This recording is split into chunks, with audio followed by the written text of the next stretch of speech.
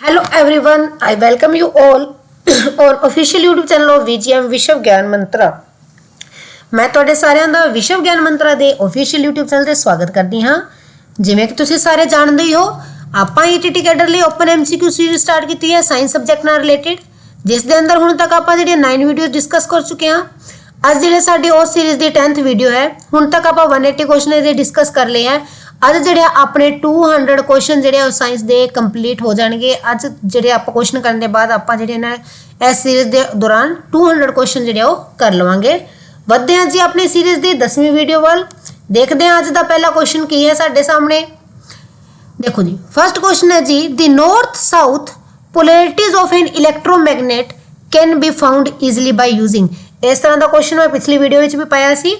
उस दिन अंदर आप क्वेश्चन किया सी कि एक चुंबकी कुंडली के अंदर जिहड़ा है वो करंट की दिशा दसी हुई सी ते पता करना सी किहड़ा पोल है ना, पोल का पता करना सी। ते उस दिन अंदर जिहड़ा नियम भी लिखा हुआ सी वो किहड़े नियम के द्वारा सी। ऑप्शन ए जी Fleming's right hand rule, Fleming's left hand rule, clock face rule, left hand thumb rule.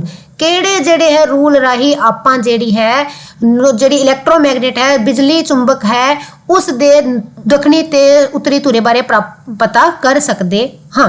तो वह जी साडे कोल क्लॉक फेस रूल पिछली वीडियो च आपां पढ़िया सी। क्लॉक फेस रूल दे राही जिहड़े आपां उत्तरी ते दखनी धुरे बारे पता कर सकते हाँ। जे क्लॉकवाइज होएगा तो की होएगा जी साउथ, जे क्लॉकवाइज है तो की है जी साडे कोल साउथ हुंदा है, जे एंटी क्लॉकवाइज है तो किहड़ा हुंदा है नॉर्थ पोल हुंदा है। फ्लेमिंग्स है right hand left hand rule कादे लई यूज किए जाते हैं। ये प्रेरित करंट चुंबकी खेतर की दिशा के अंदर जिहड़े है बल बारे दसदे हैं, ठीक है। तो जिहड़ा लेफ्ट हैंड थंब रूल है आ कि एक करंट वाहक तार के अंदर चुंबकी खेतर की जिहड़ी दिशा दसदा है। जे करंट उपर नूं जा रहा है तो चुंबकी खेतर है जिहड़ा जी अपने हत्थ की उंगलों की दिशा विच होवेगा, बल जिहड़ा लग रहा अपनी हत्थां की उंगलों की दिशा विच होवेगा। आ लेफ्ट हैंड थंब रूल दसदा है, ठीक है। तो जिहड़ा क्लॉक फेस रूल है अपने कोल वो सानू दसदा है जी कि अपना केड़ा दखनी धुरा है केड़ा चुंबक दा उत्तरी धुरा है। तो इसकी करेक्ट ऑप्शन है जी अपने कोल ऑप्शन नंबर सी। वधदे हां अज दे नेक्स्ट क्वेश्चन वाल। नेक्स्ट क्वेश्चन है साडे कोल one of the following salts will give अल्काइन solution on dissolving in water. इन्हां विचों एक साल्ट अल्काइन सॉल्यूशन दिंदा है जदों वाटर विच डिसोल्व किया जाता है। जदों उसनूं वाटर विच डिसोल्व करते हाँ, इन्हां विचों एक साल्ट नूं डिसोल्व करते हाँ तो अल्काइन सॉल्यूशन दिंदा है। अल्काइन सॉल्यूशन की हुंदा है जी बेसिक हुंदा है in water. Base in water जिहड़ा हुंदा है खार जिहड़ा है पानी दे अंदर हुंदा उहनूं कहंदे आ अल्काइन सॉल्यूशन। तो वो जी साडे कोल आपां नूं दिंदा Na2CO3, Na2CO3 जिसनूं कहंदे हाँ सोडियम कार्बोनेट। की कहंदे हाँ जी सोडियम कार्बोनेट कहंदे हाँ। सोडियम कार्बोनेट जिहड़ा है आपां नूं वाटर दे अंदर अल्काइन सॉल्यूशन दिंदा है। क्यों दिंदा है की रीजन है जी क्योंकि ये एक जिहड़ा है स्ट्रोंग बेस दे नाल ते वीक एसिड नाल बनिया हुंदा है। किहदे नाल बनदा है जी ये स्ट्रोंग बेस ते वीक एसिड नाल बनिया हुंदा है। इसे लिए की है आ अल्काइन जिहड़ा है सॉल्यूशन दिंदा है। कौन दिंदा है जी sodium carbonate. Option number A Na2CO3 जिन्हों आपां कहंदे हां Na2CO3। नेक्स्ट क्वेश्चन है जी साडे सामने third question the first compound to be prepared in the laboratory was. प्रयोगशाला विच केड़ा पहला यौगिक बनाया गया सी। सब तो पहला केड़ा यौगिक प्रयोगशाला दे विच बनाया गया सी। ऑप्शन है जी मीथेन, ऑप्शन बी है जी इथाइल अल्कोहल, ऑप्शन सी है जी एसिटिक एसिड, ऑप्शन डी है जी यूरिया। इन्हां विचों केड़ा जिहड़ा है कंपाउंड जिहड़ा है सब तो पहला लैबोरेटरी विच प्रयोगशाला विच बनाया गया सी साइंटिस्ट राही तो वह है जी साडे कोल यूरिया। याद रखियो यूरिया जिहड़ा है जी सब तो पहला प्रिपेयर्ड कंपाउंड है जिहड़ा लैबोरेटरी विच सब तो पहला बनाया गया सी। वो की सी जी यूरिया बनाया गया सी। यूरिया बनाया गया सी। किने बनाई सी कदों बनाई सी वो भी तुहानूं दस दिंदे हां। 1828 दे अंदर 1828 दे अंदर वोलर ने जिहड़ी है लैबोरेटरी दे अंदर यूरिया बनाई सी।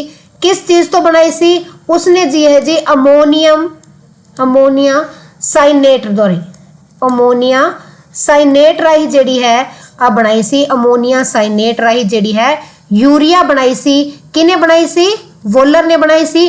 कदों बनाई सी 1828 दे अंदर बनाई सी। सब तो पहला लैबोरेटरी विच यूरिया बनी सी जी ਕਦੋਂ ਬਣੀ ਸੀ ਜੀ 1828 ਵਿੱਚ ਬਣੀ ਸੀ। ਕਿਹਨੇ ਬਣਾਈ ਸੀ ਜੀ ਵੋਲਰ ਨੇ ਬਣਾਈ ਸੀ। ਕਿਸ ਚੀਜ਼ ਤੋਂ ਬਣਾਈ ਸੀ ਜੀ ਅਮੋਨੀਅਮ ਸਾਇਨੇਟ ਤੋਂ ਬਣਾਈ ਸੀ। ਨੈਕਸਟ ਕੁਐਸਚਨ ਹੈ ਜੀ ਅੱਜ ਦਾ ਸਾਡੇ ਕੋਲ the chemical which is not required for the preparation of soap in laboratory laboratory ਵਿੱਚ ਸਾਬਣ ਬਣਾਉਂਦੇ ਸਮੇਂ ਕਿਸ ਚੀਜ਼ ਦੀ ਜ਼ਰੂਰਤ ਨਹੀਂ ਪੈਂਦੀ ਭਈ ਅਸੀਂ ਤਾਂ ਘਰੇ ਸ਼ੋਪ ਤੋਂ ਦੁਕਾਨ ਤੋਂ ਲੈ ਕੇ ਆਉਂਦੇ ਹਾਂ ਜੀ ਸਾਨੂੰ ਕੀ ਪਤਾ ਨਹੀਂ ਜੀ ਪਰ ਆਪਾਂ ਨੂੰ ਪਤਾ ਹੋਣਾ ਚਾਹੀਦਾ ਜਦੋਂ ਆਪਾਂ ਲੈਬੋਰੇਟਰੀ ਦੇ ਅੰਦਰ ਸਾਬਣ ਬਣਾਉਂਦੇ ਹਾਂ ਤਾਂ ਉਸ ਵਿੱਚ ਸਾਨੂੰ ਕਿਹੜੀ ਚੀਜ਼ ਦੀ ਜ਼ਰੂਰਤ ਨਹੀਂ ਪੈਂਦੀ। ਆਪਸ਼ਨ ਏ ਹੈ ਜੀ ਵੈਜੀਟੇਬਲ ਆਇਲ ਬਨਸਪਤੀ ਤੇਲ, ਆਪਸ਼ਨ ਬੀ ਹੈ ਜੀ ਬੇਕਿੰਗ ਸੋਡਾ, ਆਪਸ਼ਨ ਸੀ ਹੈ ਜੀ ਕਾਸਟਿਕ ਸੋਡਾ, ਆਪਸ਼ਨ ਡੀ ਹੈ ਜੀ ਕਾਮਨ ਸਾਲਟ ਸਧਾਰਨ ਨਮਕ। ਇਹਨਾਂ ਵਿੱਚੋਂ ਕਿਸ ਦੀ ਜਿਹੜੀ ਆਪਾਂ ਨੂੰ ਜ਼ਰੂਰਤ ਨਹੀਂ ਪੈਂਦੀ ਵੈਜੀਟੇਬਲ ਆਇਲ ਦੀ ਨਹੀਂ ਪੈਂਦੀ, ਬੇਕਿੰਗ ਸੋਡਾ ਦੀ ਨਹੀਂ ਪੈਂਦੀ, ਕਾਸਟਿਕ ਸੋਡਾ ਦੀ ਨਹੀਂ ਪੈਂਦੀ ਜਾਂ ਕਾਮਨ ਸਾਲਟ ਦੀ ਨਹੀਂ ਪੈਂਦੀ। ਤਾਂ ਜਿਹੜੀ ਸਾਬਣ ਬਣਾਉਣ ਲਈ ਲੋੜ ਹੈ ਜੀ ਉਹ ਆਪਾਂ ਨੂੰ ਬੇਕਿੰਗ ਸੋਡਾ ਦੀ ਨਹੀਂ ਪੈਂਦੀ। ਬੇਕਿੰਗ ਸੋਡਾ ਜਿਹੜਾ ਹੈ ਸਾਬਣ ਬਣਾਉਣ ਦੀ ਪ੍ਰੋਸੈਸ 'ਚ ਯੂਜ਼ ਨਹੀਂ ਹੁੰਦਾ। ਆਪਸ਼ਨ ਨੰਬਰ ਬੀ ਇਸ ਦੀ ਕਰੈਕਟ ਹੈ। ਵੈਜੀਟੇਬਲ ਆਇਲ ਵੀ ਯੂਜ਼ ਹੁੰਦਾ ਹੈ, ਕਾਸਟਿਕ ਸੋਡਾ ਵੀ ਹੁੰਦਾ ਹੈ ਤੇ ਕਾਮਨ ਸਾਲਟ ਵੀ ਯੂਜ਼ ਹੁੰਦਾ ਹੈ। ਤੁਸੀਂ ਸਾਰਿਆਂ ਨੇ ਕਮੈਂਟ ਸੈਕਸ਼ਨ 'ਚ ਮੈਨੂੰ ਕਾਸਟਿਕ ਸੋਡਾ ਦਾ ਜਿਹੜਾ ਹੈ ਕੈਮੀਕਲ ਫਾਰਮੂਲਾ ਜਿਹੜਾ ਉਹ ਜ਼ਰੂਰ ਕਮੈਂਟ ਕਰਨਾ ਹੈ ਕਿ ਕਾਸਟਿਕ ਸੋਡੇ ਦਾ ਕੈਮੀਕਲ ਫਾਰਮੂਲਾ ਕੀ ਹੁੰਦਾ ਹੈ। ਕਾਮਨ ਸਾਲਟ ਦਾ ਤਾਂ ਸਭ ਨੂੰ ਪਤਾ ਹੀ ਹੋਏਗਾ ਸੋਡੀਅਮ ਕਲੋਰਾਈਡ। ਨੈਕਸਟ ਕੁਐਸਚਨ ਹੈ ਜੀ ਅੱਜ ਦਾ ਸਾਡੇ ਸਾਹਮਣੇ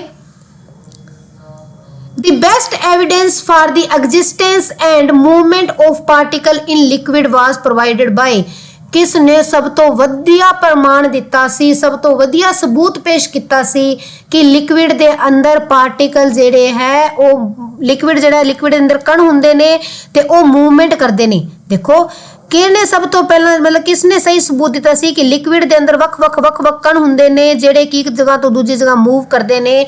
ਆਪਸ਼ਨ ਏ ਹੈ ਜੀ ਜੌਨ ਡਾਲਟਨ, ਆਪਸ਼ਨ ਬੀ ਹੈ ਰੋਬਰਟ ਬਰਾਊਨ, ਆਪਸ਼ਨ ਸੀ ਹੈ ਅਰਨਸਟ ਰਦਰਫੋਰਡ, ਆਪਸ਼ਨ ਡੀ ਹੈ ਜੇ ਥਾਮਸਨ।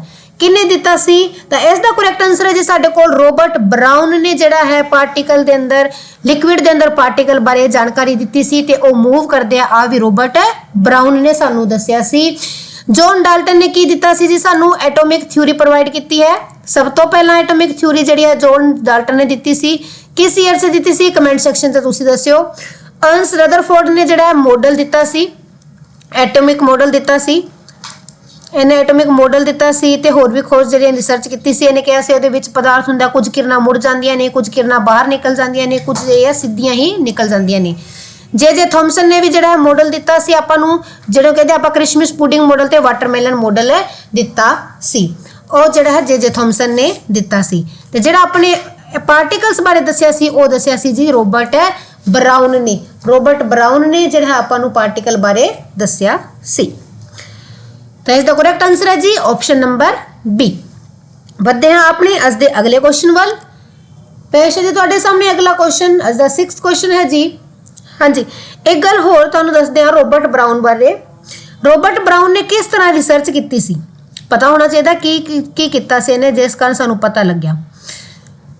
ਰੋਬਰਟ ਬਰਾਊਨ ਨੇ ਨਾ ਮਾਈਕਰੋਸਕੋਪਿਕ ਲੈਵਲ ਤੇ ਦੇਖੇ ਸੀ ਜਿਹੜੇ ਸੋਲੂਸ਼ਨ ਹੈ। ਉਹਨਾਂ ਨੇ ਇੱਕ ਵੀਕ ਸੋਲੂਸ਼ਨ ਲਿਆ ਸੀ ਦੁੱਧ ਦਾ ਵੀਕ ਸੋਲੂਸ਼ਨ ਆਫ ਮਿਲਕ। ਇੱਕ ਵੀਕ ਸੋਲੂਸ਼ਨ ਆਫ ਮਿਲਕ ਦੇਖਿਆ ਉਹਦੇ ਅੰਦਰ ਪਾਰਟੀਕਲ ਦੀ ਜਿਹੜੀ ਉਹਨਾਂ ਨੇ ਮੂਵਮੈਂਟ ਦੇਖੀ। ਫਿਰ ਉਹਨਾਂ ਨੇ ਪੋਲਨ ਗ੍ਰੇਨ ਦੀ ਮੂਵਮੈਂਟ ਦੇਖੀ ਸੀ ਇੱਕ ਸਸਪੈਂਸ਼ਨਸ 'ਚ। ਉਹਨਾਂ ਨੇ ਕੀ ਦੇਖੀ ਸੀ ਪੋਲਨ ਗ੍ਰੇਨ ਦੀ ਜਿਹੜੀ ਹੈ ਨਾ ਮੂਵਮੈਂਟ ਦੇਖੀ ਸੀ ਇੱਕ ਸਸਪੈਂਸ਼ਨਸ 'ਚ ਦੇਖੀ ਸੀ। ਇੱਕ ਸਸਪੈਂਸ਼ਨ ਲਿਆ ਉਸ ਨੂੰ ਮਾਈਕਰੋਸਕੋਪ ਦੇ ਹੇਠਾਂ ਰੱਖਿਆ ਤੇ ਉਹਦੇ ਅੰਦਰ ਜਿਹੜੇ ਪੋਲਨ ਗ੍ਰੇਨ ਮੂਵ ਕਰ ਰਹੇ ਸੀ ਉਸ ਨੇ ਦੇਖਿਆ। ਜਦੋਂ ਉਸਨੇ ਉਸ ਨੂੰ ਮਾਈਕਰੋਸਕੋਪ ਦੇ ਥੱਲੇ ਰੱਖਿਆ ਤਾਂ ਉਹਨੂੰ ਕੀ ਦਿਖਾਈ ਦਿੱਤਾ ਕਿ ਉਹਦੇ ਅੰਦਰ ਛੋਟੇ ਕਣ ਨੇ ਤੇ ਉਹ ਬਹੁਤ ਤੇਜ਼ੀ ਨਾਲ ਗਤੀ ਕਰ ਰਹੇ ਨੇ। ਉਹ ਇੱਕ ਤੋਂ ਦੂਜੀ ਜਗ੍ਹਾ ਬਹੁਤ ਸਪੀਡਲੀ ਮੂਵਮੈਂਟ ਕਰ ਰਹੇ ਨੇ। ਤਾਂ ਉਸਨੇ ਸਿੱਧ ਕੀਤਾ ਕਿ ਕੋਈ ਵੀ ਜਿਹੜਾ ਲਿਕਵਿਡ ਹੈ ਉਹਦੇ ਅੰਦਰ ਜਿਹੜੇ ਪਾਰਟੀਕਲਸ ਹੁੰਦੇ ਨੇ ਤੇ ਉਹ ਮੂਵਮੈਂਟ ਵੀ ਕਰਦੇ ਨੇ। ਤੇ ਜਿਹੜੇ ਇਹ ਮਿਲਕ ਤੇ ਪੋਲਨ ਗ੍ਰੇਨ ਜਿਹੜੇ ਇਹ ਪਾਰਟੀਕਲ ਮੂਵਮੈਂਟ ਕਰਦੇ ਨੇ ਇਹਨਾਂ ਨੂੰ ਉਸੇ ਕਾਰਨ ਨਾਮ ਦਿੱਤਾ ਗਿਆ ਜੀ ਬਰਾਊਨੀਅਨ ਮੋਸ਼ਨ। ਜਿਹੜੇ ਪਾਰਟੀਕਲਾਂ ਦੀ ਮੂਵਮੈਂਟ ਸੀ ਨਾ ਇਸ ਨੂੰ ਨਾਮ ਦਿੱਤਾ ਗਿਆ ਬਰਾਊਨੀਅਨ ਮੋਸ਼ਨ। ਰੋਬਰਟ ਬਰਾਊਨ ਦੇ ਨਾਮ ਤੋਂ ਬਰਾਊਨੀਅਨ ਮੋਸ਼ਨ। ਬਰਾਊਨੀਅਨ ਮੋਸ਼ਨ ਜਿਹੜਾ ਜੀ ਇਹਨਾਂ ਨੂੰ ਨਾਮ ਦਿੱਤਾ ਗਿਆ। ਨੈਕਸਟ ਕੁਐਸਚਨ ਹੈ ਜੀ ਸਾਡੇ ਸਾਹਮਣੇ ਦੀ ਕੈਟਾਇਨ ਆਫ ਐਨ ਐਲੀਮੈਂਟ ਹੈਜ਼ ਕਿਸੇ ਤੱਤ ਦੇ ਕੈਟਾਇਨ ਵਿੱਚ ਕੀ ਹੁੰਦਾ ਹੈ। ਪਹਿਲਾਂ ਤਾਂ ਆਪਾਂ ਦੇਖ ਲੈਣਾ ਕੈਟਾਇਨ ਹੁੰਦਾ ਕੀ ਹੈ। ਕੈਟਾਇਨ ਜੀ ਇੱਕ ਆਇਨ ਹੁੰਦਾ ਹੈ। ਆਇਨ ਕੀ ਹੁੰਦਾ ਜੀ ਜਦੋਂ ਕੋਈ ਤੱਤ ਧਨ ਚਾਰਜ ਜਾਂ ऋण ਚਾਰਜ ਹੁੰਦਾ ਪੋਜ਼ਿਟਿਵ ਔਰ ਨੈਗੇਟਿਵ ਚਾਰਜ ਹੁੰਦਾ ਤਾਂ ਉਸ ਨੂੰ ਕਹਿੰਦੇ ਆ ਜੀ ਆਇਨ।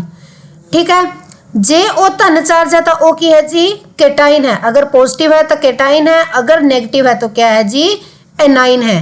अगर धनात्मक चार्ज है तब केटाइन है, जे ऋणात्मक चार्ज है तो की है जी एनाइन है।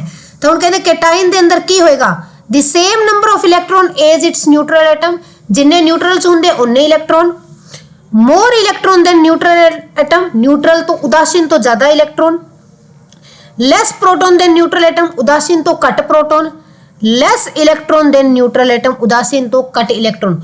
हुण देखो आपां नूं पता है जी प्रोटॉन की ने पॉजिटिव चार्ज, इलेक्ट्रॉन की ने नेगेटिव चार्ज। आपां नूं आ भी पता है ना प्रोटॉन घट सकदे ना वध सकदे, तो अपनी ऑप्शन नंबर सी तो होगी जी कैंसल। ऑप्शन नंबर सी तो लेस प्रोटॉन तो हो ही नहीं सकते न्यूट्रल एटम तो, प्रोटॉन तो वध घटते है ही नहीं।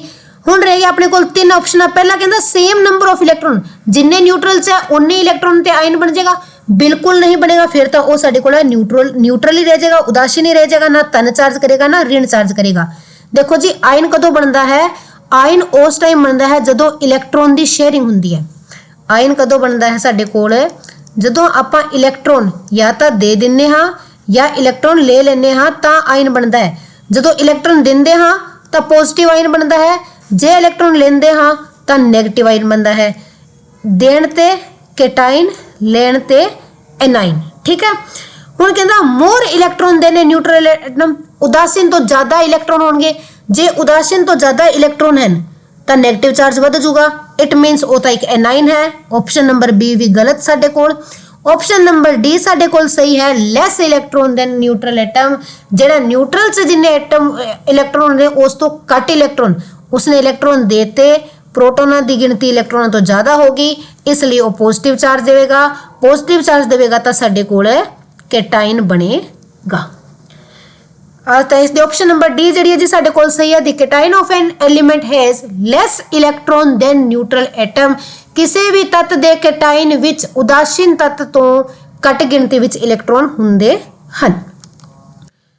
नेक्स्ट क्वेश्चन है जी साडे कोल question number 8, which of following is not an example of simple tissue in plant. इन्हां विचों केड़ी जेड़ी है प्लांट दे अंदर सिंपल टिश्यू दी एग्जांपल नहीं है। ते आपां पहला डिस्कस कर लेंदे हां जी। प्लांट टिश्यू नूं आपां पहला दो भागां विच वंडिया होया जी। प्लांट टिश्यू नूं दो भागां दे अंदर वंडिया होया जी। केड़े केड़े जी? अस्थाई अते स्थाई। इंग्लिश च कहने जी मैरिस्मैटिक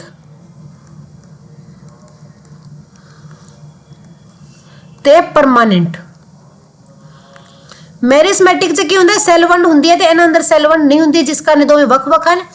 अस्थाई दे अंदर तीन सी जी अपने कोल, केड़े केड़े सन? Apical, lateral, intercalary. याद करने का तरीका दसिया सी। इंटरकैलरी आ नोट्स दे विच हुंदा है, नवीं बर्ड्स बनन लई है। लैटरल देखो लेटदे तां एवें हुंदे आ वाइडर करदा है, चौड़ाई वधाउंदा है। एपिकल टॉप्स ते पाया जाता है, ए लंबा जाए तो लंबाई वधाउण च मदद करता है। ये तीनों तां जी अस्थाई। फिर जिहड़ा स्थाई नूं अगे दो पार्ट्स विच वंडिया होया है ओह ने सिंपल एंड कंपलैक्स। ठीक है जी, सिंपल दे अगे तीन पार्ट ने, केड़े केड़े ने? Parenchyma, collenchyma and sclerenchyma. ते कंपलैक्स दे अगे दो पार्ट ने, जाइलम एंड फ्लोइम। ठीक है जी, तो अपने को इन्होंने पूछे केड़ा सिंपल टिश्यू नहीं है। पैरेनकाइमा भी सिंपल है जी, कोलनकाइमा भी सिंपल है, स्केलेनकाइमा भी सिंपल है। तो जेड़ा अपने को सिंपल टिश्यू नहीं है वो की है जी? जाइलम है। एक ही है जी कंपलैक्स टिश्यू है। तो इसकी ऑप्शन नंबर सी जी है जी साडे कोल करेक्ट ऑप्शन बनती है। जाइलम टिश्यू जेड़ा है वो की है जी? गुंजलदार हुंदा है, साधारण नहीं हुंदा, गुंजलदार हुंदा है। जाइलम टिश्यू करदा की है जी? आ तुसी कमेंट सेक्शन च जरूर दसना। नेक्स्ट क्वेश्चन वाल वधदे हां आपां। नेक्स्ट क्वेश्चन है जी, which one of the following is not a bacterial disease. इन्हां विचों केड़ा जीवाणु जनित रोग नहीं है? इन्हां विचों केड़ा जीवाणु जनित रोग जेड़ा है नहीं है? ऑप्शन है जी ट्यूबरकुलोसिस, जिन्हों कहते हैं टीबी। Tuberculosis, TB. जी की है जी एक जीवाणुजनित ही रोग है, ये बैक्टीरिया तो ही फैलती है। टीबी केड़े बैक्टीरिया राही फैलती है जी? टीबी फैलती है एमटीबी नाम दे जीवाणु राही। इस दे नाम की है एमटीबी नाम है। पूरा नाम है जी माइक्रोबैक्टीरियम ट्यूबरोक्लोसिस। माइक्रोबैक्टीरियम ट्यूबरोक्लोसिस। ते इस बीमारी की खोज किसने की सी जी? इस दी खोज जी है अपने को एमटीबी सॉरी जी टीबी बीमारी है, तपदिक रोग टीबी बीमारी है, इस दी खोज की सी जी रॉबर्ट कोच ने। इनू पंजाबी च तपदिक भी कहते हैं, तपदिक। इस दी खोज की सी रॉबर्ट कोच ने की सी। रॉबर्ट कोच ने की सी ते उसनू इस खोज लई नोबल प्राइज भी मिलिया सी। इसलिए मैं तुहानू दसता नोबल प्राइज मिलिया सी 1905 दे अंदर। नोबल प्राइज मिलिया सी उसनू इस दी खोज लई 1905 दे अंदर। किसनू मिलिया सी? रॉबर्ट कोच नू। ते एम जी टीबी है बैक्टीरिया राही फैलती है, तो ऑप्शन आ गया तो सही नहीं है जी। दूजा जी एंथ्रैक्स। एंथ्रैक्स बीमारी भी जड़ी है जी आ भी बैक्टीरिया राही ही फैलती है। एंथ्रैक्स जड़ी है आ भी की है जी एक बैक्टीरियल डिसीज है, जीवाणु राही ही फैलती है। ये केड़े जीवाणु राही फैलती है? बेसिल्स सॉरी बेसिलस जीवाणु राही जड़ी आ फैलती है। ऑप्शन सी है जी कोलेरा। कोलेरा जड़ी है जी आ भी बैक्टीरिया नाल फैलती है। केड़े नाल? विब्रियो कोलेरी नाम दे बैक्टीरिया राही फैलती है। विब्रियो कोलेरी नाम दे जीवाणु राही जड़ी कोलेरा फैलती है। तो यह भी कट हो गया, आ भी कट हो गया। ऑप्शन नंबर डी जड़ी साडी करेक्ट बनेगी, जड़ी कि बैक्टीरिया राही नहीं फैलती। इनफ्लुएंजा जड़ा है वो जीवाणु जनित रोग नहीं है। आ की है जी आ साडे कोल वायरस राही फैलदा है। किस राही फैलदा है जी? वायरस राही फैलदा है। केड़े वायरस राही फैलदा है? इनफ्लुएंजा नाम दा वायरस हुंदा है, उसे राही फैलदा है। इनफ्लुएंजा वायरस राही जड़ा है इनफ्लुएंजा हुंदा है। ठीक है जी। तो इस क्वेश्चन दी करेक्ट ऑप्शन है जी अपने को ऑप्शन नंबर डी। इनफ्लुएंजा जड़ा है वो एक जड़ा है वायरस डिसीज है, जड़ी है विषाणु राही फैलदी है, जड़ी विषाणु राही फैलदी है। बढ़ते हैं अज दे नेक्स्ट क्वेश्चन वाल। क्वेश्चन नंबर 9 तुहाडे सामने है जी। Which of following cell in our body attacked by HIV virus? केड़े सेल ते एचआईवी वायरस हमला करता है? सब तो पहला एचआईवी वायरस बारे देख लेंदे आ। एचआईवी दी फुल फॉर्म हुंदी है जी साडे कोल human immune deficiency virus. AIDS फैलदा है जी एचआईवी राही की फैलदा है जी? एड्स फैलदा है। एड्स दा वाहक है एचआईवी वायरस। ठीक है जी। एड्स दी full form acquired immunodeficiency syndrome. Acquired immunodeficiency syndrome. ते एचआईवी राही एड्स फैलदा है। ते जेड़ा एचआईवी है वो केड़े सेल ते अटैक करदा है जी? वो करता है वाइट ब्लड सेल ते। केड़े सेल ते करता है जी? WB से अटैक करता है, जिस कारण की है अपनी रोग रोकण की समर्था घट जाती है। क्योंकि WBC नूं की कहंदे हां? सैनिक सेल कहंदे हां। की कहंदे हां जी? सैनिक सेल कहंदे हां। WBC नूं की कहंदे हां? सैनिक सेल कहंदे हां। ये रोगां तो बचाउंदे ने सानू। किस तो बचाउंदे ने? रोगां तो बचाउंदे ने। ते एचआईवी इन्हां सैनिक सेलों ते ही अटैक करता है, जिस कारण अपनी रोगाणु तो लड़न की पावर घट जाती है ते एड्स का इलाज नहीं होता। तो ऑप्शन नंबर बी साडे कोल करेक्ट है, white blood cell. Next question है जी तुहाडे कोल। Elephantiasis disease of human being is caused by? हाथी पाव बीमारी सबने सुनिया होगा। एक तरह की बीमारी है जिस कारण पैर सुज के हाथी के पैर वर्गा हो जाता है, हाथी पाव बीमारी कहते हैं। एलिफेंटियासिस डिसीज कहते हैं उसनू इंग्लिश च। Human being is caused by आ मनुख विच किस राही हुंदी है? किस राही जड़ी है एलिफेंटियासिस डिसीज हुंदी है? सब तो पहला जी एलिफेंटियासिस डिसीज जड़ी है परजीवी कारण हुंदी है, पैरासाइट राही हुंदी है। वायरस या जड़ा है बैक्टीरिया राही नहीं हुंदी, एक ही है पैरासाइट राही हुंदी है। केड़े पैरासाइट राही हुंदी है जी? नेमाटोडा जड़ा फाइलम है, नेमाटोडा फाइलम दा एक जड़ा है पार्ट है, एक वायरस है, एक पैरासाइट है, वुचेरिया राही जड़ी आ फैलदी है। नेमाटोडा दा पार्ट है वुचेरिया। वुचेरिया राही जड़ी है जी एलिफेंटियासिस डिसीज फैलदी है। तो यदि करेक्ट ऑप्शन है जी ऑप्शन नंबर ए वुचेरिया। बढ़ते हैं जी अपने नेक्स्ट क्वेश्चन वाल। पेश है तुहाडे सामने अज दा 11वां question. The angle of reflection is equal to the angle of incidence. Angle of reflection ते एंगल ऑफ इंसिडेंस बराबर हुंदे ने? नेवर, कदे भी नहीं बराबर हुंदे। समटाइम, कदे कदे बराबर हुंदे ने। अंडर स्पेशल कंडीशन, कुछ खास हालातां विच बराबर हुंदे ने। ਜਾਂ always ਜਾਂ ਹਮੇਸ਼ਾ ਹੀ ਬਰਾਬਰ ਹੁੰਦੇ ਹਨ। The angle of reflection is equal to the angle of incidence। ਜਿਹੜਾ ਪਰਾਵਰਤਨ ਦਾ ਕੋਣ ਹੈ ਉਹ ਆਪਤਨ ਕੋਣ ਦੇ ਕਦੋਂ ਬਰਾਬਰ ਹੁੰਦਾ ਹੈ। ਦੇਖੋ ਜੀ ਤਾਂ ਆਪਾਂ ਨੂੰ ਪਤਾ ਹੈ ਜਿਹੜਾ ਰਿਫਲੈਕਸ਼ਨ ਦਾ ਪਹਿਲਾ ਨਿਯਮ ਹੈ ਦੀ ਫਰਸਟ ਲਾ ਆਫ ਰਿਫਲੈਕਸ਼ਨ ਜਿਹੜਾ ਹੈ ਉਹ ਆਪਾਂ ਨੂੰ ਕੀ ਕਹਿੰਦਾ ਹੈ, ਉਹ ਕਹਿੰਦਾ ਜਦੋਂ ਲਾਈਟ ਕਿਸੇ ਸਰਫੇਸ ਤੋਂ ਰਿਫਲੈਕਟ ਹੁੰਦੀ ਹੈ, ਜਦੋਂ ਲਾਈਟ ਕਿਸੇ ਸਰਫੇਸ ਤੋਂ ਰਿਫਲੈਕਟ ਹੁੰਦੀ ਹੈ ਤਾਂ ਹਮੇਸ਼ਾ ਹੀ ਹਰ ਟਾਈਮ ਐਂਗਲ ਆਫ ਇਨਸੀਡੈਂਸ ਤੇ ਐਂਗਲ ਆਫ ਰਿਫਲੈਕਸ਼ਨ ਇਕੁਅਲ ਹੁੰਦੇ ਹਨ। ਕੀ ਹੁੰਦੇ ਨੇ? ਬਰਾਬਰ ਹੁੰਦੇ ਨੇ ਐਂਗਲ ਆਫ ਇਨਸੀਡੈਂਸ ਤੇ ਐਂਗਲ ਆਫ ਰਿਫਲੈਕਸ਼ਨ। ਇੱਕ ਰਿਫਰੈਕਸ਼ਨ ਹੁੰਦਾ, ਇੱਕ ਰਿਫਲੈਕਸ਼ਨ ਹੁੰਦਾ।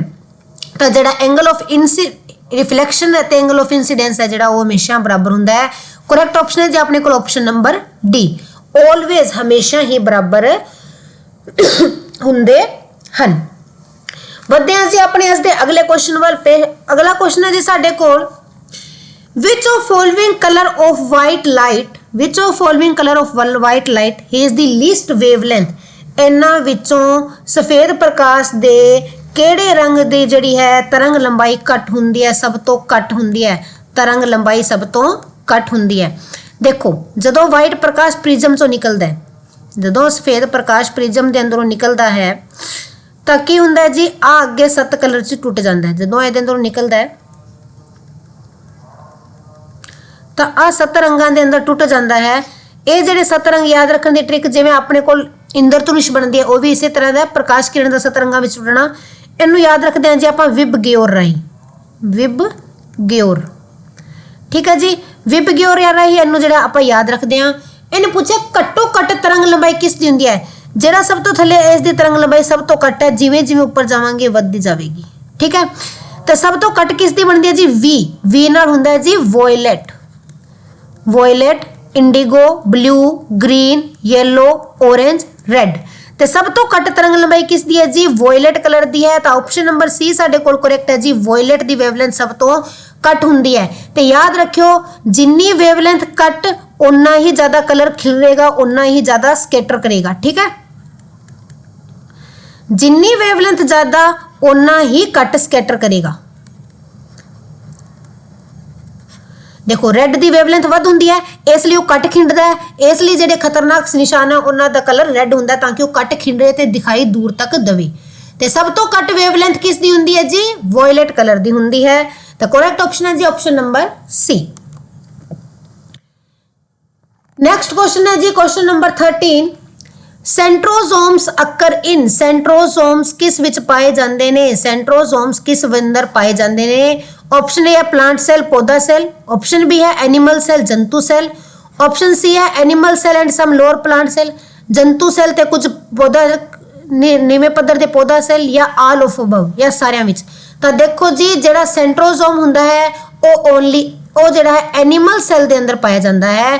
किस दे अंदर पाया जाता है जी, एनिमल सेल दे अंदर जेड़ा है सेंट्रोजोम्स पाए जाते ने, ना कि पौधा सेल दे अंदर। सेंट्रोजोम्स जेडे है साडे कोल एनिमल सेल दे अंदर जंतु सेल दे अंदर पाए जाते हैं।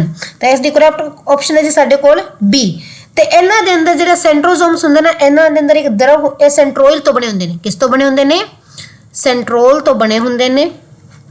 ते एक काम की करते ने जी, एक काम करते ने सैल डिवीजन दा, सैल डिवीजन दा जेड़ा वर्क है वो सेंट्रोजोम करते हैं, सैल डिवीजन करते ने सेंट्रोसोम। तो ऑप्शन नंबर बी साडे कोल इसकी करेक्ट ऑप्शन है एनिमल सेल। नेक्स्ट क्वेश्चन है जी साडे सामने, trapped dust particle, trapped dust particle are pushed out of respiratory tract. जेड़ा अपने साह क्रिया दा रस्ता है उस दे अंदर जेड़े मिट्टी दे कण जेड़े है वो शामिल हो जाते हैं, उन्हां नूं किस राही बाहर कढ़िया जाता है, किस राही जेड़ा उन्हां नूं बाहर कढ़िया जाता है। देखो बाहर किवें कढ़दे ने, इन्हां नूं धक्का लग के जेड़े बाहर मिट्टी दे प्रोडक्ट है उन्हां नूं म्यूकस दे रूप विच आपां बाहर निकलदे हां। बलगम जेड़ी अपने कोल खंघदे हां तां निकलदी है, वो कि मिट्टी प्रदूषण जमे हुंदा अपने जेड़ी है विंड पाइप दे अंदर रेस्पिरेटरी ट्रैक दे अंदर। ते कहंदा कौन है इन्हां दे लई जिम्मेवार है जेड़ा इन्हां नूं बाहर करदा है ते अपनी जेड़ी है रखिया करदा है। ऑप्शन ए है जी सिलेटेड एपिथेलियम, जेड़ा है सिलेटेड जेड़ा है सिलेटेड अधिच्छद, स्ट्रेटिफाइड अधिच्छद, सेंसरी अधिच्छद या ग्लैंडुलर अधिच्छद एपिथेलियम। इन्हां विचों किहड़ा जेड़ा है इन्हां नूं बाहर कड्ढण विच मदद करदा है। तां ओह है जी अपने कोल सिलेटेड एपिथेलियम। सिलेटेड एपिथेलियम दा मतलब की है, एक अधिच्છद टिश्यू है मन लो, स्तंभकार अधिच्छद टिश्यू ਆਪਾਂ ਮੰਨ ਕੇ ਚੱਲਦੇ ਆ, ਉਸ ਦੇ ਉੱਪਰ ਸੀਲੀਆ ਲੱਗੇ ਹੁੰਦੇ ਨੇ। ਕੀ ਹੁੰਦੇ ਨੇ? ਸੀਲੀਆ ਹੁੰਦੇ ਨੇ। ਵਾਲਾਂ ਵਰਗੀ ਸੰਰਚਨਾਵਾਂ ਹੁੰਦੀਆਂ ਨੇ ਜਿਨ੍ਹਾਂ ਨੂੰ ਕਹਿੰਦੇ ਹਾਂ ਸੀਲੀਆ। ਜਿਹੜੀ ਆਪਣੀ ਆ ਵਿੰਡ ਪਾਈਪ ਹੁੰਦੀ ਹੈ ਉਹਦੇ ਅੰਦਰ ਆ ਟਿਸ਼ੂ ਹੁੰਦਾ ਜੀ ਸਿਲੇਟਡ ਐਪੀਥੈਲਮ, ਉਸ ਦੇ ਉੱਪਰ ਸੀਲੀਆ ਹੁੰਦੇ ਨੇ। ਤੇ ਸੀਲੀਆ ਕੀ ਕਰਦੇ ਨੇ? ਜਿਹੜੀ ਅੰਦਰ ਮਿੱਟੀ ਜਾਂਦੀ ਹੈ ਉਹਨੂੰ ਰੋਕ ਲੈਂਦੇ ਨੇ। ਮਿੱਟੀ ਨੂੰ ਰੋਕ ਲਿਆ, ਪ੍ਰਦੂਸ਼ਣ ਨੂੰ ਰੋਕ ਲਿਆ ਤੇ ਫੇਫੜਿਆਂ ਤੱਕ ਜਾਣ ਨੂੰ ਰੋਕਦੇ ਨੇ। ਗੰਦਗੀ, ਦੂਸ਼ਿਤ ਹਵਾ ਉਹਨਾਂ ਨੂੰ ਫੇਫੜਿਆਂ ਤੱਕ ਪਹੁੰਚਣ ਹੀ ਨਹੀਂ ਦਿੰਦੇ। ਇੱਥੇ ਮਿੱਟੀ ਜਿਹੜੀ ਆ ਰੁਕ ਜਾਂਦੀ ਹੈ। ਬਾਅਦ ਚ ਕੀ ਹੈ? ਇਹ ਸਿਲੇਟਡ ਐਪੀਥੈਲਮ ਜਿਹੜੇ ਹੈ ਉਸ ਨੂੰ ਬਾਹਰ ਕੱਢਣ ਵਿੱਚ ਮਦਦ ਕਰਦੇ ਨੇ। ਤਾਂ ਇਹਦੀ ਕਰੈਕਟ ਆਪਸ਼ਨ ਹੈ ਜੀ ਆਪਸ਼ਨ ਨੰਬਰ A ਸਿਲੇਟਡ ਐਪੀਥੈਲਮ। ਦੇਖੋ ਜਿਹੜੇ ਇਨਸਾਨ ਬੀੜੀ ਸਿਗਰਟ ਪੀਂਦੇ ਆ ਉਹ ਸਟਾਰਟਿੰਗ ਚ ਸ਼ੁਰੂ ਕਰਦੇ ਆ ਕਹਿੰਦੇ ਸਾਨੂੰ ਕੁਝ ਨਹੀਂ ਹੁੰਦਾ, ਕੋਈ ਫਰਕ ਨਹੀਂ ਪੈ ਰਿਹਾ, ਮਤਲਬ ਕਹਿਣ ਦੀਆਂ ਗੱਲਾਂ ਨੇ, ਫੇਫੜਿਆਂ ਨੂੰ ਖਰਾਬ ਕਰਦੀ ਹੈ। ਪਰ ਜਿਹੜਾ ਤੰਬਾਕੂ ਹੈ ਉਹਦਾ ਸੇਵਨ ਨਹੀਂ ਕਰਨਾ ਚਾਹੀਦਾ, ਉਸ ਨਾਲ ਕੈਂਸਰ ਹੁੰਦਾ ਹੈ, ਦਮਾ ਦੀ ਬਿਮਾਰੀ ਹੁੰਦੀ ਹੈ। ਦੇਖੋ ਜੀ ਸਟਾਰਟਿੰਗ 'ਚ ਜਿਹੜਾ ਹੈ ਤੰਬਾਕੂ ਦਾ ਧੂੰਆਂ ਕਿਉਂ ਨਹੀਂ ਇਫੈਕਟ ਕਰਦਾ? ਵਿੰਡ ਪਾਈਪ ਦੇ ਅੰਦਰ ਹੁੰਦੇ ਨੇ ਸੀਲੀਆ। ਠੀਕ ਹੈ ਜੀ, ਇਹ ਸੀਲੀਆ ਬਹੁਤ ਨਾਜ਼ੁਕ ਹੁੰਦੇ ਨੇ। ਇਹ ਪ੍ਰਦੂਸ਼ਣ ਨੂੰ, ਧੂਏ ਨੂੰ, ਜਿਹੜੇ ਤੰਬਾਕੂ ਦੇ ਧੂਆਂ ਹੈ, ਗੰਦੀਆਂ ਪਦਾਰਥਾਂ ਨੂੰ ਰੋਕਦੇ ਰਹਿੰਦੇ ਨੇ। ਪਰ ਇੱਕ ਟਾਈਮ ਅਜੇ ਆਉਂਦਾ ਜਿਸ ਕਾਰਨ ਤੰਬਾਕੂ ਦੀ ਗੰਦਗੀ ਇਹਨਾਂ ਤੇ ਹਾਵੀ ਹੋ ਜਾਂਦੀ ਹੈ ਤੇ ਨਸ਼ਟ ਹੋਣਾ ਸ਼ੁਰੂ ਹੋ ਜਾਂਦੇ ਨੇ। ਜਦੋਂ ਇਹ ਨਸ਼ਟ ਹੋ ਜਾਂਦੇ ਨੇ ਤਾਂ ਵਿੰਡ ਪਾਈਪ ਦੇ ਅੰਦਰ ਕੋਈ ਵੀ ਚੀਜ਼ ਜਿਹੜੀ ਹੈ ਗੰਦਗੀ ਨੂੰ ਰੋਕਣ ਲਈ ਨਹੀਂ ਰਹਿੰਦੀ, ਜਿਸ ਕਾਰਨ ਜਿਹੜੀ ਗੰਦਗੀ ਹੈ, ਤੰਬਾਕੂ ਦਾ ਧੂਆਂ ਹੈ, ਉਹ ਸਿੱਧਾ ਦਾ ਸਿੱਧਾ ਜਿਹੜਾ ਹੈ ਉਹ ਲੰਗਸ ਦੇ ਅੰਦਰ ਚਲਾ ਜਾਂਦਾ ਹੈ। ਉਹ ਜਿਹੜਾ ਹੈ ਲੰਗਸ ਦੇ ਅੰਦਰ ਜਿਹੜਾ ਹੈ ਡਾਇਰੈਕਟਲੀ ਜਾਣ ਲੱਗ ਜਾਂਦਾ ਹੈ। ਤੇ ਜਿਸ ਕਾਰਨ ਜਿਹੜੇ ਹੈ ਲੰਗਸ ਜਿਹੜੇ ਆ ਉਹ ਕੀ ਹੈ ਜੀ ਖਰਾਬ ਹੋ ਜਾਂਦੇ ਨੇ। ਜਦੋਂ ਵਿੰਡ ਪਾਈਪ ਦੇ ਅੰਦਰ ਸੀਲੀਆ ਨਹੀਂ ਰਹਿੰਦੇ, ਵਿੰਡ ਪਾਈਪ ਦੇ ਅੰਦਰ ਕੋਈ ਰਸਤਾ ਰੋਕਣ ਲਈ ਨਹੀਂ ਰਹਿੰਦਾ ਗੰਦਗੀ ਨੂੰ ਰੋਕਣ ਲਈ, ਤਾਂ ਉਹ ਜਿਹੜੀ ਚੀਜ਼ਾਂ ਨੇ, ਉਹ ਗੰਦਗੀ ਨੇ, ਉਹ ਸਾਡੀ ਸਿੱਧੀ ਕਿਤੇ ਜਾਂਦੇ ਨੇ? ਲੰਗਸ ਦੇ ਅੰਦਰ ਜਾਂਦੇ ਨੇ ਤੇ ਲੰਗਸ ਨੂੰ ਖਰਾਬ ਕਰਦੇ ਨੇ, ਜਿਸ ਕਾਰਨ ਕੀ ਹੈ ਦਮੇ ਵਰਗੇ ਰੋਗ ਹੁੰਦੇ ਨੇ। ਠੀਕ ਹੈ, ਤੇ ਡਸਟ ਨੂੰ ਟ੍ਰੈਪਟ ਕੌਣ ਕਰਦਾ ਹੈ? Option number A ciliated epithelium. Next question ਹੈ ਸਾਡੇ ਸਾਹਮਣੇ, the work done on an object does not depend. ਜਿਹੜਾ ਕਿਸੇ ਵਸਤੂ ਤੇ ਕੀਤਾ ਗਿਆ ਕਾਰਜ ਕਿਸ ਚੀਜ਼ ਤੇ ਨਿਰਭਰ ਨਹੀਂ ਕਰਦਾ? ਦੇਖੋ ਜੀ ਵਰਕ ਡਨ ਦਾ ਆਪਣੇ ਕੋਲ ਫਾਰਮੂਲਾ ਆਪਾਂ ਪੜ੍ਹਦੇ ਹੁੰਦੇ ਆ। ਵਰਕ ਡਨ ਕੀ ਹੈ ਜੀ? FS cos theta. ਠੀਕ ਹੈ, ਨਾਰਮਲ ਫਾਰਮੂਲਾ ਹੁੰਦਾ ਹੈ, ਜਨਰਲੀ ਆਪਾਂ ਇਹਨੂੰ FS ਲਿਖ ਲੈਂਦੇ ਆ, work is equal to FS। F ਕੀ ਹੁੰਦਾ ਹੈ? ਲਗਾਇਆ ਗਿਆ ਬਲ। S ਕੀ ਹੈ ਜੀ? ਡਿਸਪਲੇਸਮੈਂਟ, ਵਿਸਥਾਪਨ। cos ਥੀਟਾ ਕਿਉਂ ਹੈ? ਕਿ ਐਂਗਲ ਲਗਾਏ ਗਏ ਬਲ ਅਤੇ ਵਿਸਥਾਪਨ ਦੀ ਦਿਸ਼ਾ ਵਿੱਚ ਕੋਣ ਕਿੰਨਾ ਹੈ। ਜੇ ਕੋਣ 90 ਡਿਗਰੀ ਹੈ ਤਾਂ 0 ਵਰਕ ਡਨ, ਜੇ ਕੋਣ 90 ਤੋਂ ਵੱਡਾ ਹੈ ਤਾਂ ऋणात्मक, ਜੇ ਛੋਟਾ ਹੈ ਤਾਂ ਧਨਾਤਮਕ ਕੋਣ। ਜਿਹੜਾ ਆ ਚੀਜ਼ਾਂ ਆਪਾਂ ਕਰਦੇ ਹੁੰਨੇ ਆ, ਕੋਣ ਤੇ ਵੀ ਡਿਪੈਂਡ ਕਰਦਾ ਹੈ। ਵਰਕ ਡਨ ਜਿਹੜਾ ਹੈ ਨੈਗੇਟਿਵ, ਪੋਜ਼ਿਟਿਵ ਐਂਡ 0। ਠੀਕ ਹੈ, ਤਾਂ ਆ ਆਪਣੇ ਕੋਲ ਫਾਰਮੂਲਾ ਹੁੰਦਾ ਵਰਕ ਡਨ ਦਾ। ਤੇ ਕਹਿੰਦਾ ਕਿਸ ਚੀਜ਼ ਤੇ ਵਰਕ ਡਨ ਡਿਪੈਂਡ ਨਹੀਂ ਕਰਦਾ? ਆਪਸ਼ਨ ਹੈ ਡਿਸਪਲੇਸਮੈਂਟ ਕਰਦਾ ਹੈ ਜੀ। ਫਾਰਮੂਲੇ ਦੇ ਕੋਲ ਸਾਡੇ ਕੋਲ ਡਿਸਪਲੇਸਮੈਂਟ ਹੈ ਤਾਂ ਡਿਸਪਲੇਸਮੈਂਟ ਤੇ ਡਿਪੈਂਡ ਕਰਦਾ ਹੈ। Angle between force and displacement बिल्कुल सही, इस पे भी करता है। फोर्स अप्लाइड उस ते तक करे ही करेगा, जिन्ना बल लगाए उन्ना ही कार्य होएगा। Option D initial velocity of object, नहीं जी वेलोसिटी दा कोई लेन देन नहीं है, साडे कोल शुरुआती वेग नाल कोई लिंक नहीं है वर्क डन दा। तो करेक्ट ऑप्शन है जी option number D, initial velocity of object ते वर्क डन जेड़ा है वो डिपेंड नहीं करता है। नेक्स्ट क्वेश्चन है जी अपने कोल, which of following does not require a medium to propagate, ਕਿਹੜੇ ਨੂੰ ਆਪਦਾ ਸੰਚਾਰ ਕਰਨ ਲਈ ਮਾਧਿਅਮ ਦੀ ਜ਼ਰੂਰਤ ਨਹੀਂ ਹੈ। ਇਹਨਾਂ ਵਿੱਚੋਂ ਕਿਸ ਨੂੰ ਸੰਚਾਰ ਕਰਨ ਲਈ ਮਾਧਿਅਮ ਦੀ ਜ਼ਰੂਰਤ ਨਹੀਂ ਹੈ? ਦੇਖੋ ਜੀ ऑप्शन ए है radio wave, water wave, sound wave, wave in string. Sound wave नहीं, वेव इन स्ट्रिंग भी नहीं, क्योंकि ਇਹ ਦੋਨੋਂ ਕੀ ਨੇ ਜੀ ਸਾਡੇ ਕੋਲ ਲੌਂਗੀਟਿਊਡਨਲ ਵੇਵ ਨੇ, ਧੁਨੀ ਤਰੰਗਾਂ ਨੂੰ ਚੱਲਣ ਲਈ ਜਿਹੜੇ ਮਾਧਿਅਮ ਦੀ ਲੋੜ ਹੁੰਦੀ ਹੈ। ਵਾਟਰ ਵੇਵਸ ਨਹੀਂ ਜੀ, ਪਾਣੀ ਦੇ ਬਿਨਾਂ ਕਿੱਥੋਂ ਤੁਸੀਂ ਪਾਣੀ ਦੀਆਂ ਤਰੰਗਾਂ ਚਲਾ ਦੋਗੇ। ਤਾਂ ਇਸ ਦਾ ਕਰੈਕਟ ਆਨਸਰ ਹੈ ਜੀ ਰੇਡੀਓ ਵੇਵਸ। ਰੇਡੀਓ ਵੇਵਸ ਨੂੰ ਜਿਹੜਾ ਹੈ ਮੀਡੀਅਮ ਦੀ ਜ਼ਰੂਰਤ ਨਹੀਂ ਹੁੰਦੀ। ਕਿਉਂ ਨਹੀਂ ਹੁੰਦੀ? ਕਿਉਂਕਿ ਰੇਡੀਓ ਵੇਵਸ ਕੀ ਨੇ? ਇਲੈਕਟ੍ਰੋਮੈਗਨੈਟਿਕ ਵੇਵਸ ਨੇ, ਇਲੈਕਟ੍ਰੋਮੈਗਨੈਟਿਕ ਵੇਵਸ ਨੇ, ਤੇ ਇਹਨਾਂ ਨੂੰ ਮਾਧਿਅਮ ਦੀ ਜ਼ਰੂਰਤ ਜਿਹੜੀ ਹੈ ਉਹ ਨਹੀਂ ਪੈਂਦੀ। ਇਹ ਬਿਨਾਂ ਕਿਸੇ ਮੀਡੀਅਮ ਦੇ ਜਿਹੜੀ ਹੈ ਪ੍ਰੋਪੇਗੇਟ ਕਰ ਲੈਂਦੀਆਂ ਨੇ। ਤੇ ਕਰੈਕਟ ਆਪਸ਼ਨ ਬਣਦੀ ਹੈ ਆਪਣੇ ਕੋਲ ਆਪਸ਼ਨ ਨੰਬਰ ए, रेडियो वेव्स। नेक्स्ट क्वेश्चन है जी साडे कोल, ए फ्यूज वायर रिपीटडली गेट्स बर्नट, कहंदे बार बार जल रही है when used with a good heater, ਜਦੋਂ ਇਸ ਨੂੰ ਇੱਕ ਗੁੱਡ ਜਿਹੜਾ ਚੰਗੇ ਹੀਟਰ ਨਾਲ ਵਰਤਿਆ ਜਾਂਦਾ ਹੈ ਤੇ ਬਾਰ ਜਿਹੜੀ ਹੈ ਜਲੀ ਜਾ ਰਹੀ ਹੈ ਕਿ ਫਿਊਜ਼ ਵਾਇਰ। ਤਾਂ it is advise to use a fuse wire, ਤਾਂ ਆਪਾਂ ਨੂੰ ਐਡਵਾਈਜ਼ ਦਿੱਤੀ ਜਾਂਦੀ ਹੈ ਇਸ ਦੀ ਜਗ੍ਹਾ ਹੋਰ ਕਿਸ ਤਰ੍ਹਾਂ ਦੀ ਜਿਹੜੀ ਫਿਊਜ਼ ਵਾਇਰ ਆਪਾਂ ਯੂਜ਼ ਕਰ ਸਕਦੇ ਹਾਂ। ਆਪਸ਼ਨ ਏ ਹੈ ਜੀ ਮੋਰ ਲੈਂਥ ਦੀ, ऑप्शन बी है कट अर्ध व्यास दी, ऑप्शन सी है कट लेंथ दी, ऑप्शन डी है मोर रेडियस वध अर्ध व्यास। ज्यादा लंबी कट अर्ध व्यास वाली, कट लंबी वध अर्ध व्यास वाली। तो देखो जी जिहड़ी रजिस्टिविटी होंदी है वो डायरैक्टली प्रोपोर्शनल होंदी है लेंथ दी, ठीक है।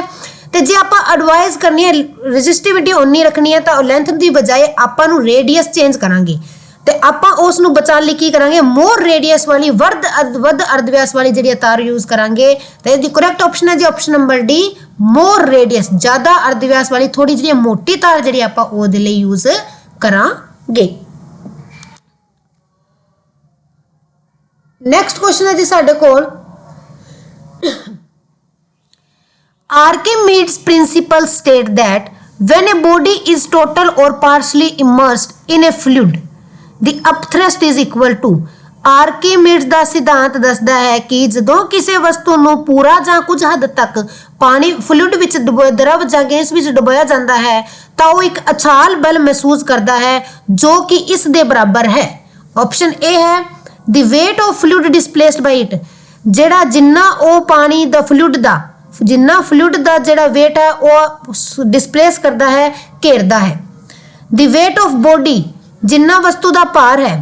वॉल्यूम ऑफ फ्लूइड डिस्प्लेस्ड जिन्ना आयतन डिस्प्लेस करता है, या वॉल्यूम ऑफ बॉडी या वस्तु का आयतन किस चीज़ ते जिहड़ा है आ डिपेंड करता है। आर्कीमिड्स के प्रिंसीपल के अनुसार ये चीज़ जिहड़ी अपने कोल किस चीज़ ते निर्भर करती है। देखो जी आर्कीमिड्स ने सिद्ध किया सी कि जदों भी आपां किसी भी चीज़ नूं पानी दे अंदर कुछ हद तक या कुछ उसका कुछ पार्ट डुबोंदे हाँ, ठीक है ना, पानी दे अंदर किसी भी वस्तु का कोई भी हिस्सा जो डुबोंदे हाँ तो उसनूं अपथ्रस्ट मिलता है। उसके दिमाग च आया किवें, उसने प्रिंसीपल किवें दिता वो तुहानूं मैं दसदी हां इहदे पिछे दी स्टोरी। आर्कीमिड्स एक दिन की करता है कि पानी के भरे टब के अंदर अपना पैर पाउंदा है, पैर रखता है तो वह की करता है उस तो पानी बाहर निकलता है तो उसके माइंड से आता है कि यह पानी बाहर क्यों निकलिया, की रीजन है इस पानी को बाहर निकलन दे।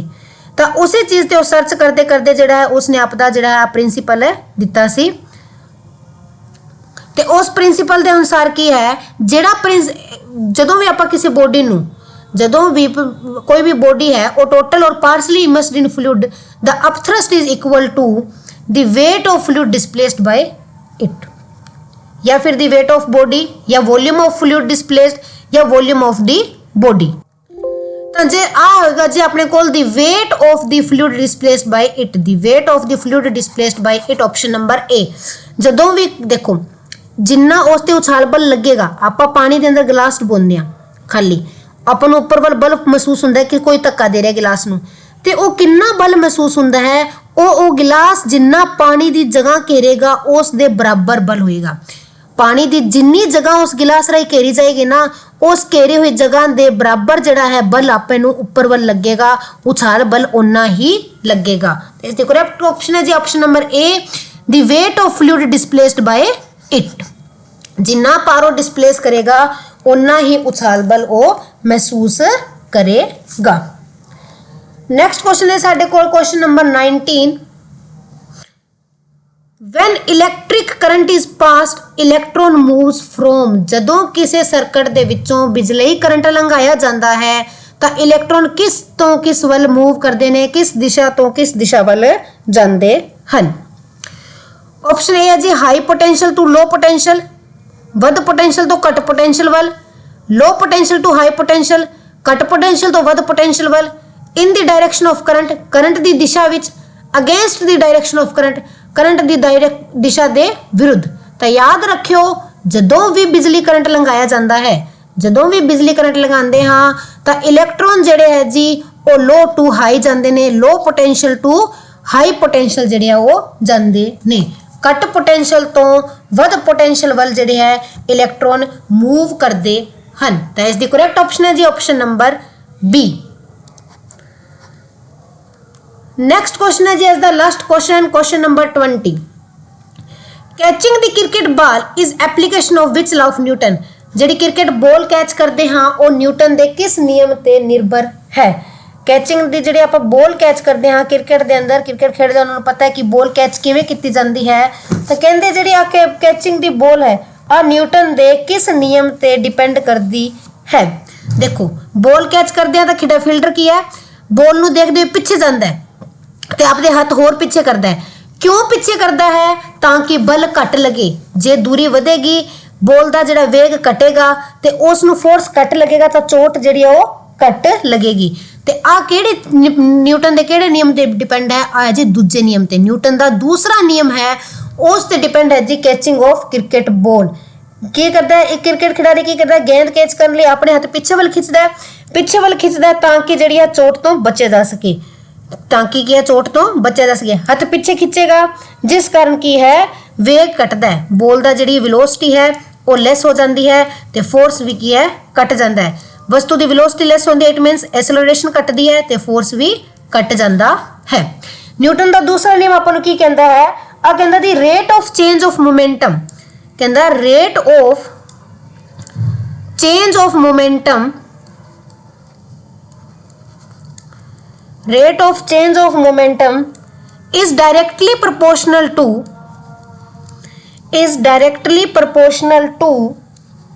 applied force, directly proportional to applied force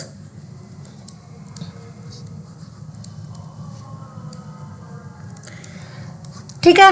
कहना जरा फोर्स अप्लाई किया है उस दे डायरेक्टली प्रोपोर्शनल होंदा कौन? Change in momentum.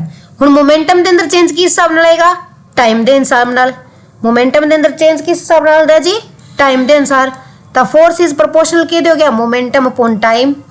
J force momentum upon time के प्रोपोर्शनल हो गया तो आपां नूं पता है जिहड़ा मोमेंटम है आ की हुंदा है मास इंटू वेलोसिटी। ठीक है, हुण वेलोसिटी के अंदर टाइम नाल चेंज आंदा है। ठीक है, तो mass into velocity upon time हो गया M V upon T. Velocity upon time साडे कोल की हुंदा है? वेग के अंदर समय अनुसार चेंज नूं की कहंदे आपां? एसलरेशन कहंदे आ। ते फोर्स की हो गया जी एम ए। न्यूटन के दूजे नियम रहे अपने कोल फार्मूला बनता फोर्स का मास इंटू एसलरेशन। ठीक है, अब क्रिकेट बॉल की कैचिंग ते किवें निर्भर करता है? एसलरेशन घटेगी तो फोर्स अपने आप घट जाएगा।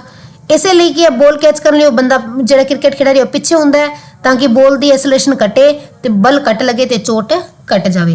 तो आ की है ये न्यूटन के जोड़े है दूजे नियम से जोड़ा है डिपेंड करता है।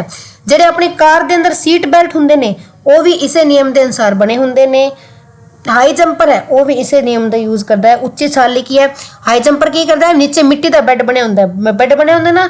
मिट्टी का बैड क्यों बनाया जाता है? ताकि मोमेंटम घटे तो चोट घट लगे। आ सी जी अज दे टॉप 20 क्वेश्चन। इन्होंने क्वेश्चनों के नाल ही जोड़े अपने 200 क्वेश्चन जोड़े अज तक वो कंप्लीट हो चुके हैं। अज दे लिए इन्ना ही। Thanks and have a nice day. Please video नूं जोड़ा है लाइक शेयर जरूर करो तो चैनल नूं सबसक्राइब करो।